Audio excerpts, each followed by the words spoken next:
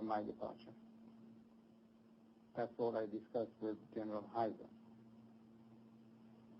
But 1 or 2 days before I left the country, my then Chief of Staff told me that General Heiser wanted him to meet with Mr. Bazargan. Your then Chief of Staff being General Qarabaghi, who was former commander of the gendarmerie and then former Minister of the Interior. But what have you heard since about what General Heiser did?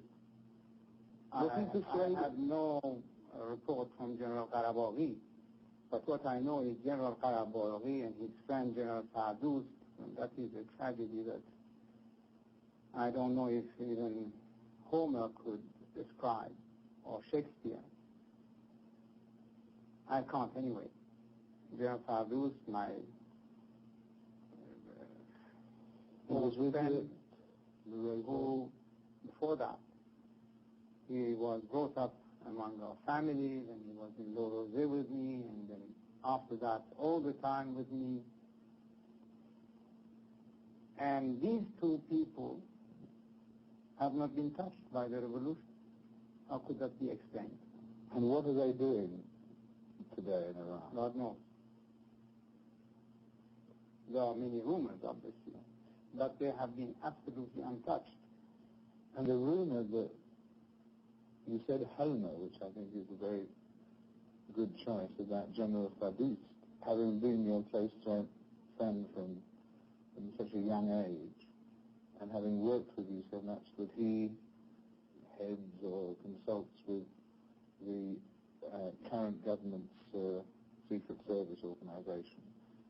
And the other, much more Homeric rumor is that he masterminded the murder of your nephew. I have heard that. I don't want to believe it, but this is what I have heard repeatedly. And so what do you feel about him now? In my inner heart, I hope it's not true, because it would be so dirty, so vile, so disgusting, that one would have, looking to the humanity, a little hesitation of believing into anything. Do you ever wish that you had stayed and died fighting in the streets? Well, if I was not a king, surely I would have done that. But because you were a king, you felt, what, to protect your son, that you should leave? Or? That's one thing. The other thing is that a crown, a throne, could not be based on the not too very solid foundation of blood.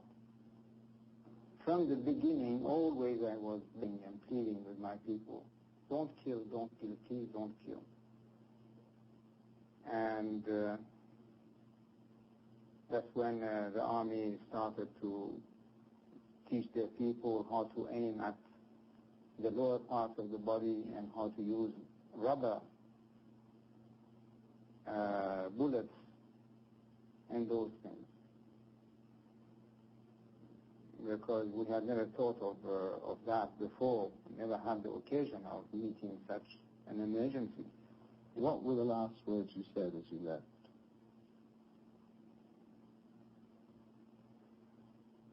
Well, I didn't make any dramatic gesture like some of either contemporaries or before in history. I was so terribly shocked and under the impression of all these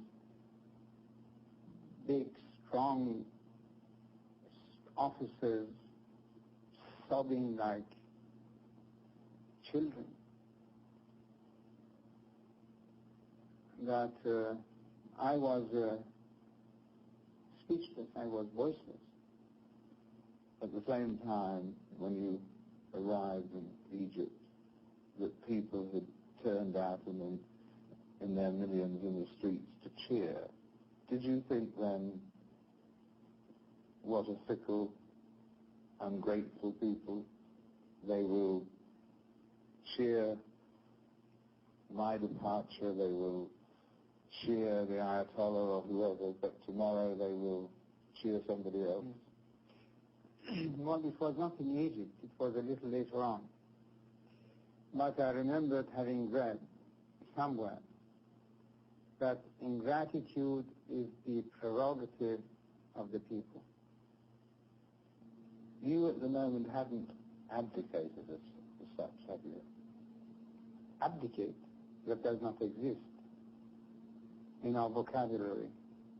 It does not exist. I mean, in the vocabulary of a king, does not exist unless it's very, very special circumstances. So you remain a king. You do not abdicate. Not willingly. I might be replaced. Does a king have to agree to abdicating? Yes, for that, yes. Unless he is decapitated. I know you are a fatalist, but how long do your doctors tell you that you have to live?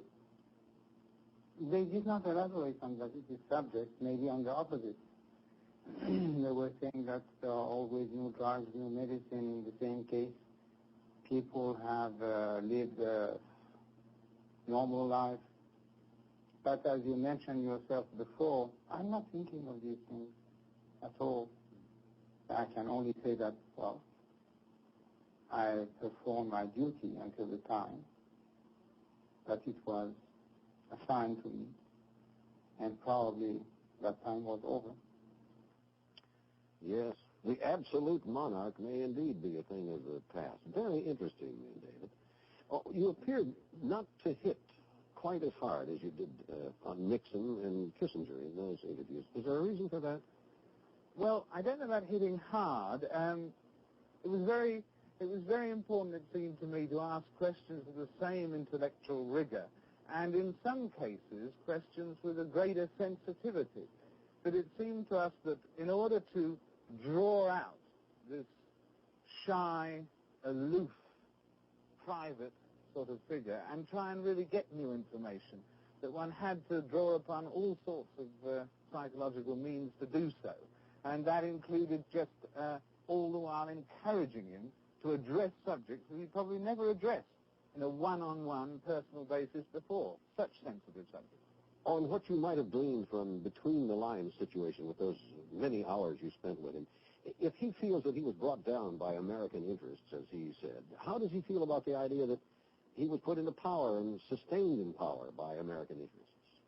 Oh, very sensitive, I think, very, very sensitive to that, because it was one of the Khomeini cries, of course, at the end, and he always points out that when the CIA assisted in his return to power in '53, that they only spent $60,000. How many people could you bring out for $60,000? Sensitive on that subject. Still proud in an odd sort of way. But did he ever tell you who the two American oil companies were that he obliquely referred to? No, he didn't. We tried again on another day, and same answer. Yeah. What do you think are the Shah's desires regarding the future? To live out his life in some peace and security, or to mount a project, diplomatic or military, and get his throne back, or what? Well, I should think at the moment there's this dominance of the media by his most virulent opponents, and I suppose he must be